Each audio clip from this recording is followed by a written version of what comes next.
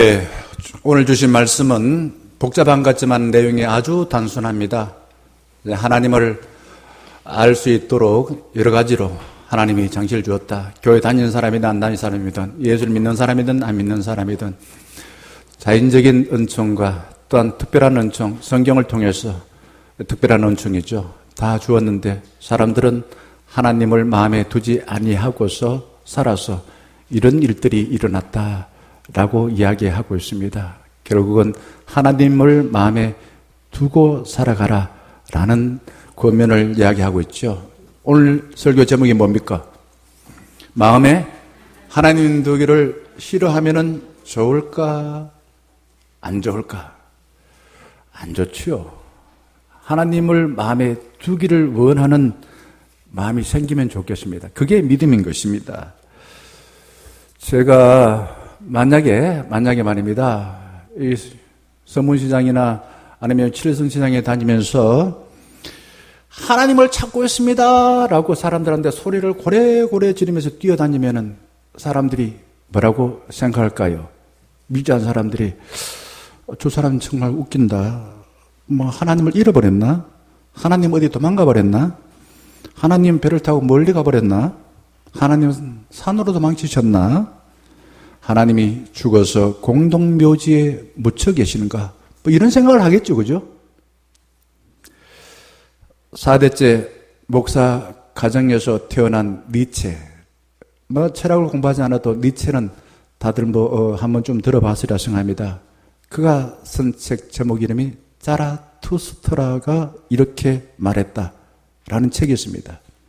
저도 뭐 다 읽어보지는 않았습니다만은 그 책에서 뭘 말하고자 하느냐? 한마디로 하면 신이 죽었다 이거죠. 왜 이런 말을 했을까? 왜 이런 말을 했을까? 아마 그의 부모님, 아버지도 참 좋았던 분이래요. 자상하고 그리고 사람도 존경받는 사람이고. 그런데 아마 이 니체라는 자는 아마 세상을 바라보는 좀 통찰력이 아주 다른 사람보다도 더 컸는 것 같아요. 가만 보니까 그 당시 교회가 절대적인 권력을 가지고 전제주의적인 방법으로, 이게 뭐 독재적인 방법으로 개인의 자유, 개성을 묵살하더라 이거죠. 결국은 뒤집어 보면은 초인이라고 나옵니다. 초인. 이제 초인을 통해서 한 개인의 자유와 개성을 찾아야 되겠다라는 주장을 하고 있습니다. 인간 자신의 힘으로 하나님 같은 권력을 갖는 개인주의자를 만들려고 했어요.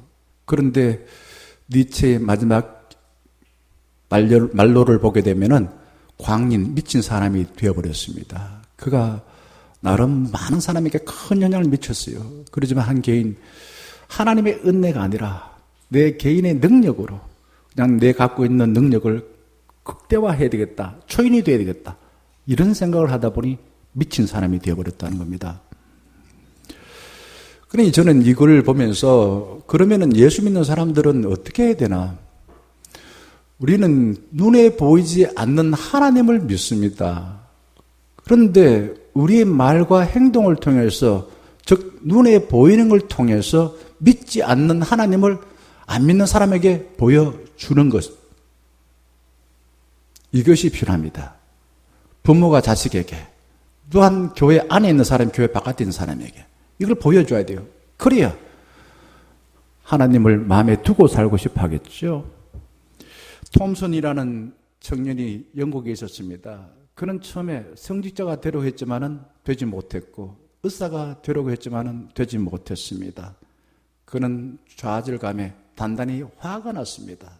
그래서 런던을 다니면서 하나님 도대체 어디 계십니까?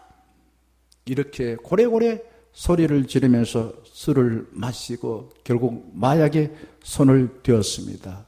마약 중독자가 되어서 거지처럼 되어가지고는 죽음을 바로 앞에 두고 있었습니다.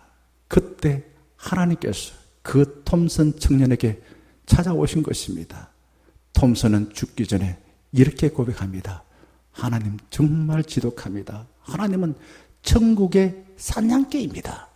한번 저를 사랑하시고 저를 물면은 절대로 저를 포기하지 않네요. 하나님은 천국의 사냥개입니다. 라고 고백했다는 겁니다. 우리는 왜 마음에 하나님을 두기지 않으려고 할까요?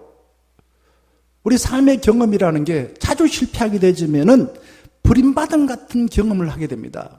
그러면은 왜 하나님이 계신다는데 나에게 이런 비참한 상황을 가져다 주느냐라는 생각이 들면은 하나님 마음 두기보다도 내 텅 빈 공간 또한 비참한 마음을 위로해 줄 사람이 하나님처럼 여겨집니다.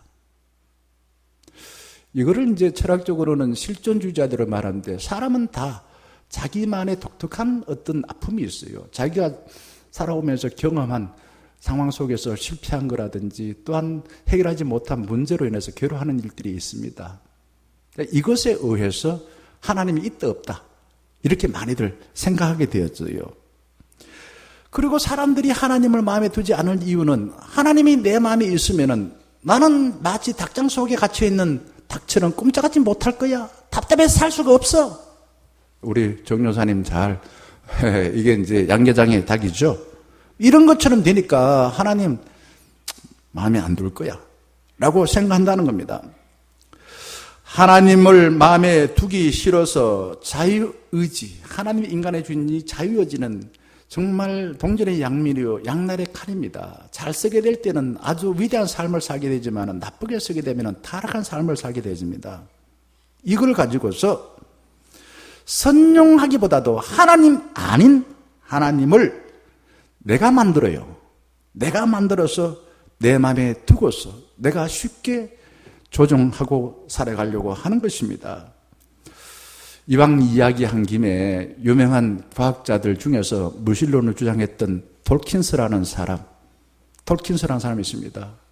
이게 이제 처음에 선책이 내가 눈먼 시계공입니다. 그 다음 만든 것이 이제 만들어진 신이고요. 최근에 나온 책 중에서 이기적 유전자입니다. 책 제목을 이기적으로 써서 내용은 이기적인 게 아닌데 이기적으로 써서 아주 많이 팔려서 전 세계에 아마 엄청나게 팔려서 부자 되었습니다.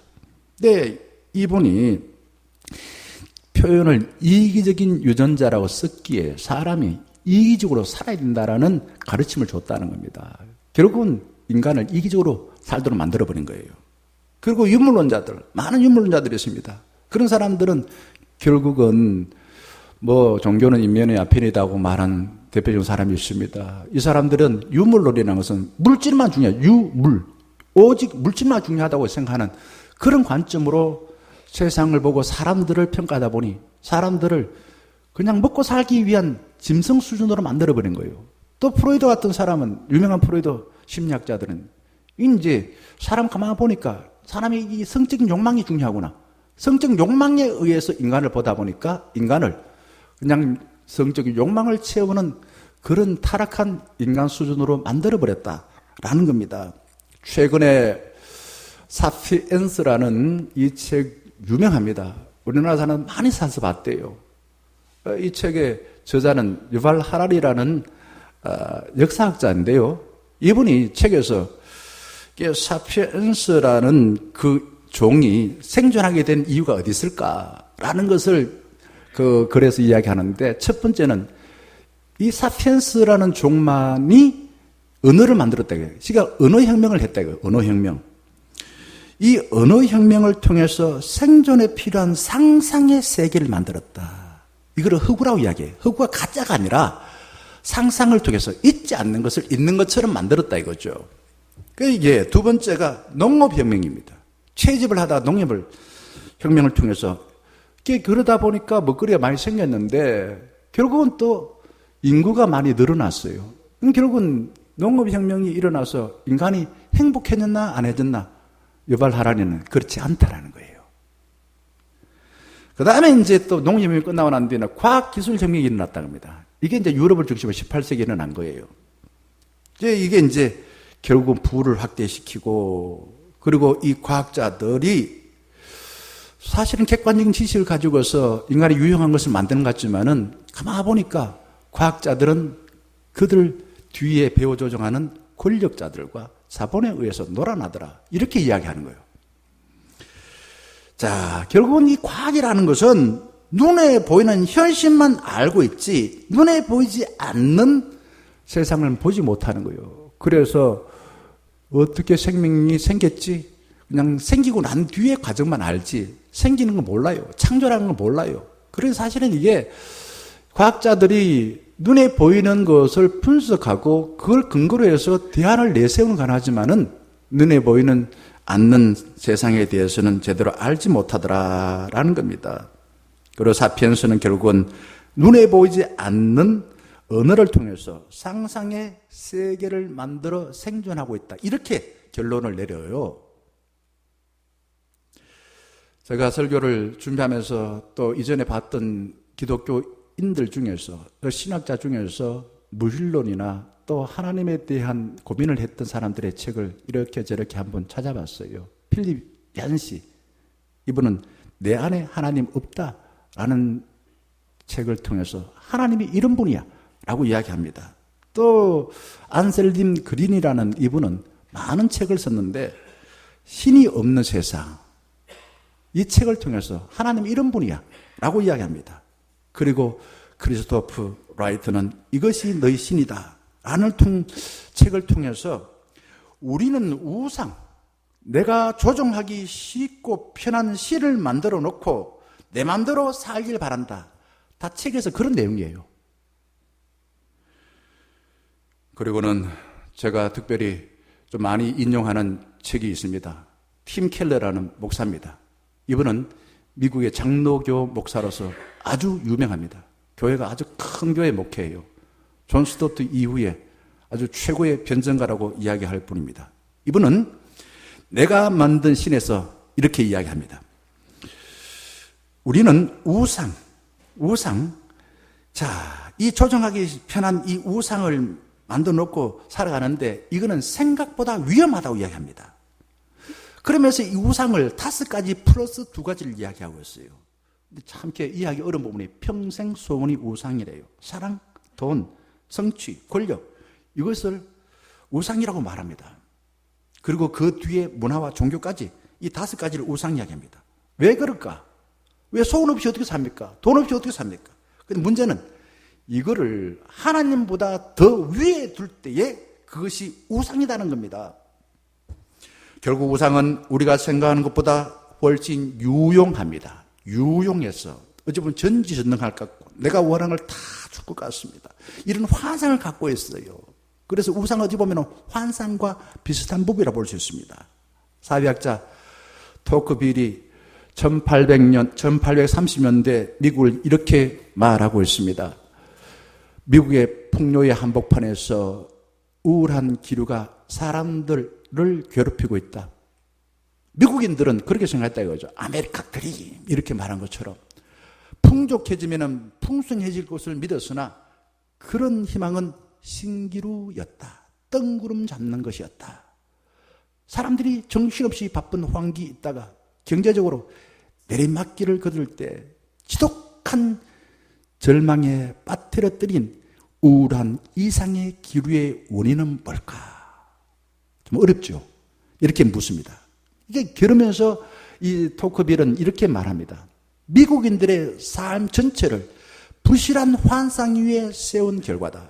부실한 환상이 뭔가? 그게 우상이라는 거죠. 그게 내가 이것만 있으면은 내가 원하는 평생 소원 이것만 있으면 돈만 있으면 사랑만 있으면은 하나님 그거 필요 없어. 그거보다 더 중요한 거 이것만 있으면은 내가 행복할 거야 라고 생각했던 이것이 문제라는 겁니다.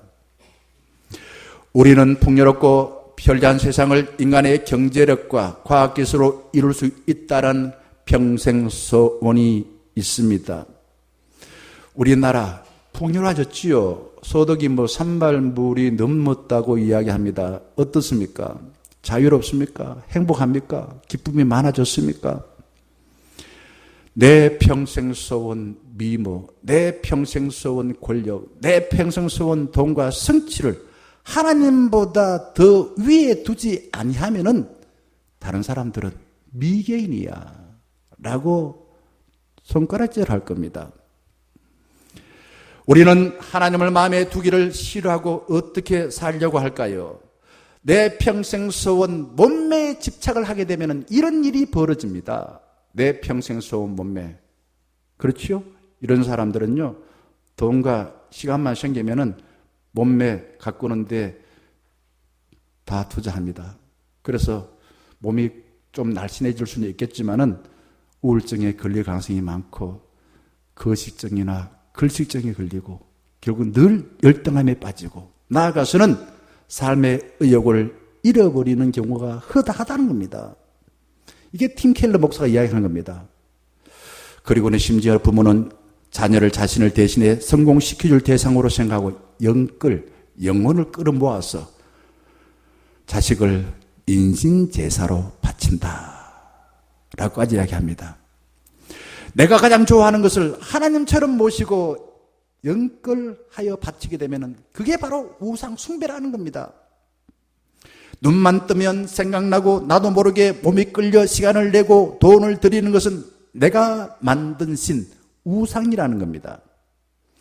저것만 있으면은 내 삶은 의미 있을 거야. 저것만 있으면은 나도 가치 있는 사람이 될 거야. 저것만 있으면은 내가 중요해지고 안정감 갖는 삶을 살 거야. 저것이 뭡니까? 내 평생 써온 돈, 미모, 권력 이런 거다 이거죠. 간절히 바라고 관심과 시간과 돈과 영혼을 바치는 모든 것들은 하나님보다 더 위에 두게 되면 다 우상이라 이거죠. 사랑, 자녀, 돈, 권력, 국가, 군사력, 이데올로기, 심지어 연예인, 인맥, 매력적인 외모, 완벽적인 사람이 되고자 하는 완벽주의도 인간은 완벽하게 될 수 없어요. 그런데 그거 되고자 하는 것도 심지어 우상이라고 말하고 있습니다.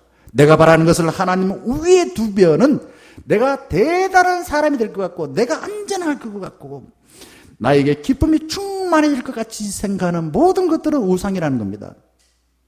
마음에 하나님 두기를 싫어하면은 두려워져 내가 가치가 없고 의미가 없고 두려워졌어. 당장 위로해줄 우상을 만들어 놓고 내 마음대로 조정하다가는 결국 나중에 누가 누구를 지배할까요? 내가 만든 그 우상이 나를 지배해요. 그게 중독인 것이고요. 팀 켈러 목사는 우리 마음에 가장 절실하게 갈망하는 것이 하나님 대용품, 하나님보다 하찮은 것을 우리가 조종하기 쉽게 만들어 놓은 우상이다 라고 말하고 있습니다. 오늘 18절 말씀에 사도 바울은 그렇게 이야기합니다. 마음에 하나님 두기를 싫어하는 사람은 사단의 요구대로 타락한 욕망을 선택하여 산다. 한번 읽어보겠습니다. 하나님의 진노가 불의로 뭘 막습니까? 진리를 막는 사람들의 모든 경건하지 않음과 불의에 대하여 하늘로부터 나타나나니 라고 말합니다. 여러분, 우리가 풍요의 세상을 살아갑니다. 우리나라가 얼마나 과학기술 문명이 발전했습니까? 우리는 사람이 없어도 요즘은 CC카메라라든지 그냥 데이터를 가지고서 사람들의 어떤 그 움직임을 다 알 수 있을 정도입니다. 그런데 어떤 산업이 우리나라에 정말 눈에 보이지 않는 가지고서 크게 돈 버는 산업이 있습니다. 무슨 산업일까요? 역술인입니다. 점치는 겁니다. 굿하는 겁니다. 연간 4조 원 이상 돈을 버는 거대한 산업이라고 말하고 있습니다. 이 시절 지금쯤 되면은 이 역술인들이 대목이래요. 대목.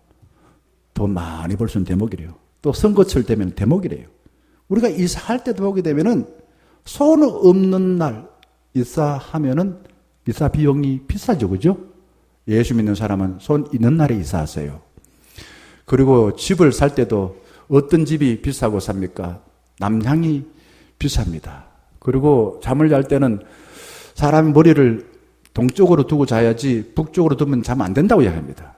왜 그럴까요? 이게 다 미신이죠. 지금도 그런 걸 믿어요. 그러니까 우리는 이사하는 날에 손 있는 날에 이사하면은 이사하기 편해요.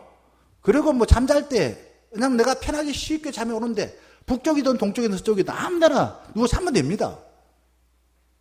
그런데 그런 걸 이용해서 4조 원이나 돈을 버리는 역술은이 그렇게 세상에서 각광을 받고 있는 이 웃지 못하고 역설적인 세상을 살아가고 있습니다.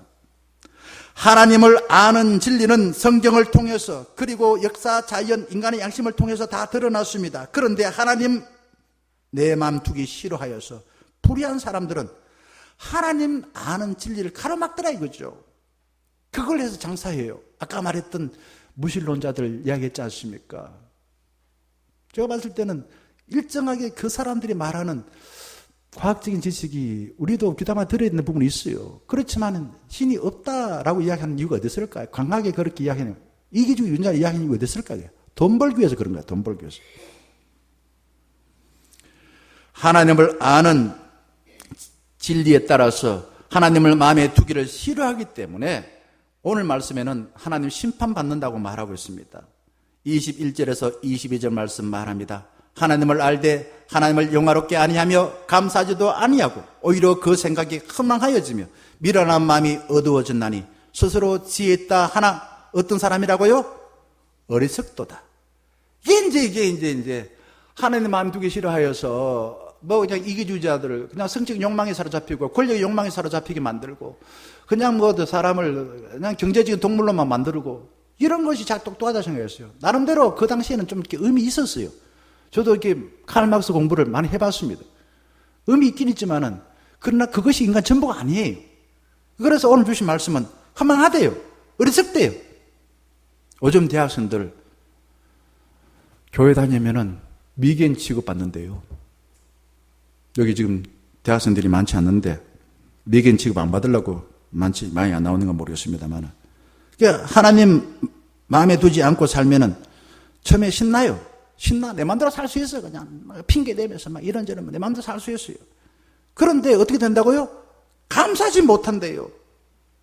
그리고 결국 우리 마음이 허망하고 미련해져서 비참한 처지가 되어버립니다.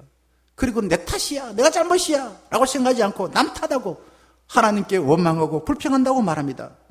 하나님을 마음에 두기를 싫어하고 고리집 부리는 자는 24절과 28절에 하나님께서 이렇게 하신대요. 어떻게 하신다고요? 24절 보게 되면은 내버려 두셨다. 28절에도 내버려 두셨다. 저는 이 말씀을 준비하다가 누가복음 15장에 스스로 자기가 부모로부터 내버림 받고자 하는 둘째 아들이 나옵니다. 둘째 아들은 머리가 좋아요. 아버지가 자기한테 유산을 줄 걸 알고서 미리 유산을 받아가지고 아버지하고 가장 먼 곳에 갔습니다. 그래서 자유롭게 돈을 쓰고 선심 쓰고 먹고 싶은 거 다 먹고 그렇게 살면 행복하고 기쁠 줄 알았어요. 그런데 어떻게 됐습니까? 하나님을 마음에 두기 싫어했던 그 둘째 아들 거짓골이 되었습니다. 굶어 죽기 일보 직전에 천부여 의지 없어서 손들고 옵니다. 회개하고 아버지 집에 다시 돌아오지 않았습니까? 하나님은 우리를 사랑하여 마음에 들어오셔서 우리를 통치하여 하늘의 신령한 복을 주기를 원하십니다. 하나님이 우리 마음에 들어오셔서 우리가 하는 일을 간섭하고 우리가 못되길 바라고 망하기를 바라는 게 아니라 우리가 생각하지 못한 그 풍성한 복을 우리에게 주기를 원하신다 이거죠. 그런데 미련하고 고집불통인 사람, 아버지 집에서 아버지의 그 유산을 물려받아서 멀리 갔더니 처량하고 곤하여 이런 고집불통의 사람들에게는 사랑으로 안 되니까 하나님께서는 내버려두는 길을 선택했다라는 겁니다. 저는 이거를 부모가 자녀를 키우면서도 그런 경험합니다. 목회하면서 그걸 생각합니다. 인간 되기를 거부하고 자기 마음대로 살려고 하면은 얼르고 탈내고 해도 안 되면은 어떻게 해야 될까요? 자꾸 잔소리하면 안 돼요. 그래서 멀어지더라고. 어떻게? 내버려둬. 왜 그럴까요? 그 사람도 자기는 가장 좋은 걸 선택했다고 생각합니다. 당장에 자기한테 결핍된 것을 이것만 있으면 된다고 생각한 거예요. 둘째 아들이 돈만 있으면, 아버지 유산만 있으면은 내가 자유롭게 행복하게 기쁘게 살 줄 알았던 거 아닙니까? 다 그래요. 다 사람들은 그렇게 생각하고 선택합니다. 그러니 그를 어떻게 말리겠습니까? 하나님은 우리에게 하나님을 알 만한 것을 20절에 다 보여주셨다. 다 보여. 이게 이제 일반 은총입니다. 자연을 통해서 누가 만들었나 이거죠. 누가 만들었나? 하나님의 위대함을 자연을 통해서 다 보여줬다 이거죠. 하나님은 이 자연을 우리에게 선물로 주셨습니다. 잘 관리하라. 풍성케 하라. 그냥 땅 그거 가져가지고 네 돈 많이 벌어가지고 땅 자연이 아마 파괴되지 말니 그렇게 하라고 하지 않았어요. 우리가 선물을 주었습니다. 그리고는 선물로 주신 하나님을 찬양하며 살라라고 당부하셨습니다. 그런데 하나님을 마음의 중심에 두지 않는 사람들은 자연을 먼저 차지하는 사람 인자로 생각합니다. 지곳으로 만들어서 결국 파괴시킵니다. 그래서 기후위기가 온 것이죠. 25절 말씀, 하나님을 알도록 해주셨는데 하나님 아닌 신을 섬겨 그 마음을 오염시켰어요. 내용이 그겁니다. 마음 자체가 이미 하면 오물 덩어리가 되도록 만들어버렸다 이거. 더럽게 만들어버렸다 이거죠. 하나님 아닌 것을 섬겼어. 26절에는 마음에 하나님 아닌 하찮은 신을 두고 보니 두려웠어. 늘 두려우니까 이 두려움 때문에 내가 좋은 것을 잘 알지 못하고 자꾸만 당장 내가 쉽게 의지할 지푸라기를 잡겠다고 생각하여서 살다 보니까 실패한 흔적들이 많아서 결국 내 마음이 지옥처럼 되었다라는 겁니다. 하나님은 구원받은 자에게 특별히 성경을 통해서 하나님을 아는 지혜를 주셨습니다. 이게 특별 계시입니다. 하나님은 예수 그리스도를 통해서 하나님 마음을 우리에게 다 보여주셨다라는 겁니다. 그러니 더 이상 핑계 못 대. 눈만 뜨면은 볼 수 있는 공기와 햇살을 통해서 하나님 아버지 마음을 알도록 우리에게 선물로 주셨습니다. 그러니 하나님이 주신 선물로 인해서 찬양해야 됩니다. 그리고 믿는 사람은 십자가를 바라보면서 우리에게 은혜 베풀어 우리의 죄를 용서하신 하나님 아버지를 경배하며 살아야 될 줄 믿습니다. 그런데 하나님을 알면서도 마음에 두기 싫어하며 살게 될 때 어떤 꼴이 될까요? 감사하지 않습니다. 불평합니다. 세상에 흠앙한 것, 하나님 아닌 하찮은 것을 붙들고 하나님처럼 여기고 그거 안 놓으려고 평생 열심히 살아가는 것입니다. 하나님을 사랑한다면서 하나님 아닌 인간이 만든 우상에 절하면 얼마나 미련한 짓이냐라는 겁니다. 우리를 창조하신 하나님 마음 아프시겠죠. 저는 이거를 인간으로 생각하면은 내가 낳아주고 먹여주고 사랑했는데 나중에 다 크고 난 뒤에 그냥 내 부모 아니야. 옆집 아저씨한테 가서 옆집 엄마한테 가서 당신이 나를 낳아줘서 이렇게 말한 거 똑같다 이거죠. 조간지쳐 버리는 거 똑같다 이거죠. 어려울 때에 남편 공부하도록 말이요. 그냥 희생해서 시켰는데 나중에 보니까 버리더라고요. 이게 이제 배신 때리는 겁니다. 창조주 하나님 아버지 내 마음에 두지 않는다면 하나님은 어떻게 생각하실까? 우둔한 사람은 내 마음에 하나님을 두지 않고 자신이 만든 지가 조종하기 쉬운 그 신을 만들어 놓고 숭배하고 있다 이거죠. 살기 편하려고 만든 돈을 숭배하여 돈을 가지고서 내 마음대로 즐기는 쾌락에 빠지는 삶을 삽니다. 하나님은 우리에게 힘을 주셔서 약자를 도우라고 힘을 주셨는데 다른 사람을 부려먹어서 내 주어진 힘을 오만방자하게 사용하여 다른 사람에게 욕먹는 인생을 살더라 이거죠.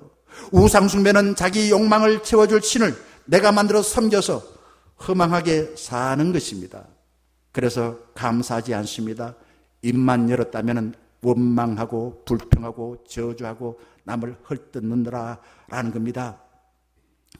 내가 만든 우상이 내가 요한 대로 살아 해주지 않자. 우상이요 해주지 않아요. 성경 한번 보세요. 우상이 뭐 귀가 있나 입이 있나 손이 있나 그런데 왜 그거 빌어? 그렇게 얘기합니다. 그런데 내한테 내가 원하는 걸 안 줘요. 그러니 어떻게 합니까? 소망이 없다면서 살 의미를 잃어버렸어. 입만 열었다면 죽고 싶네 죽고 싶네 나 죽고 싶어 그렇게 말하더라는 겁니다. 하나님을 부인하는 가정이나 사회는요 사랑이 없고요 감사가 없고요 서로 원망하고 다툼밖에 없습니다.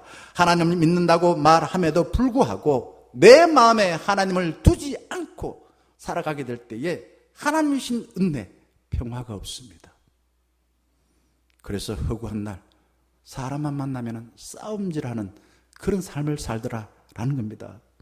우리나라가 선진국 대열에 들었었다고 말씀드렸지 않습니까? 그런데 불명예스럽게 외국에 과를 수출하는 선진국이라고 말합니다. 뭘 수출한다고요? 과를 수출한다. 사람을 수출한대. 그리고 사랑 없는 성적인 타락에 빠진 사람들이 많습니다. 성매매, 유흥업소가 얼마나 많습니까? 예전에 가출 청소년의 실태를 보고 충격을 받았습니다. 그 프로그램 PD가 3개월 동안 거리 아이들의 증언과 모습을 1시간짜리 그런 프로그램을 만들었습니다. 보니까 버림받은 청소년들은 폐가를 떠들거나 한 평도 안 되는 방에서 남녀가 한 7, 8명이 함께 지내면서 아파도 돈이 없으니 병원도 못 가고 먹고 살기 위해서 몸을 팝니다. 범죄를 저지르면서도 부끄러워하지 않습니다. 어찌 이 아이들만의 문제겠습니까? 그 아이들의 몸을 원하는 사람이 누구입니까? 누가 그 아이들을 버렸습니까? 2000년 전에 자신을 신으로 한 로마 황제 15명 중에서 통계 보니까 14명이 남자들끼리 성적인 관계를 하더라라고 통계가 나왔습니다. 결국 하나님을 마음에 두지 않은 타락한 본성에 살게 될 때에 어떻게 되어집니까? 이기주의, 권력욕망, 성욕에 빠져 살 수밖에 없다는 겁니다. 그것을 29절에서 31절까지 죄의 비참함을 리스트 21개로 말하고 있습니다. 한번 보겠습니다. 첫 번째가 이런 내용이에요. 하나님을 마음에 두기 싫어하게 되면은 타락한 마음의 상태 몇 가지? 5가지가 나온다는 겁니다. 그게 불입니다. 그 다음 추악입니다. 탐욕입니다. 악입니다. 그 다음에 하나님을 마음에 두기 싫어하게 되면은 다른 사람을 괴롭히는 5가지 나옵니다. 5가지. 그게 시기, 살인, 분쟁, 사기, 악독을 말합니다. 그리고 그 다음에는 이게 다른 사람만 아니라 공동체 전체, 교회라든지 나라라든지 가정 전체를 파괴시키는 8가지가 나옵니다. 그게 수군거림, 비방, 하나님을 미워하고 능욕, 교만, 자랑, 악을 dom하고 부모를 거역하는 겁니다. 그리고 플러스 3가지. 이건 어리석음, 무정, 정이 없다 이거죠.